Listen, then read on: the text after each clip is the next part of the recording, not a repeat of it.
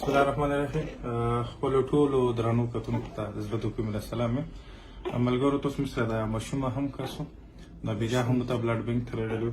دا وړوکی ماشوم دی، تقریبا 2 کال عمر دی، خو دې ته تکلیف دومره دی تاسو ته د خېټې نه به اندازه لګېږي سره د ماشوم ته به تکلیف څومره والد صاحب سره چې کومره هم د کاله یا د ژوند د تېرولې سرمایه وه هغه یې په دغه بچي لګولې دي او د دې بچي لپاره ډاکټران هم خرڅ کړو، خو دا هم د دغه د بچي نور علاج واس نه لري. دې په کلمو کې دانه دی رسولي، یوه دانه یې ونه بستلې، اوس بله دانه شوې دي. او د دغه ماشوم د تکلیف به تاسو ته خپله هم اندازه کېږي چې څومره تکلیف ده. او چې ماشوم په تکلیف کې ضروري خبره ده، دی به هم ورسره تکلیف کېږي، دادا به هم ورسره تکلیف کېږي، کور به هم ورسره تکلیف کېږي. هلته سره مو په سینې سره لګېدلی دی، موت یې دومره تکلیف محسوسېږي نه. زه یم سره یوه مور به هغه دا تکلیف څنګه برداشت کوي.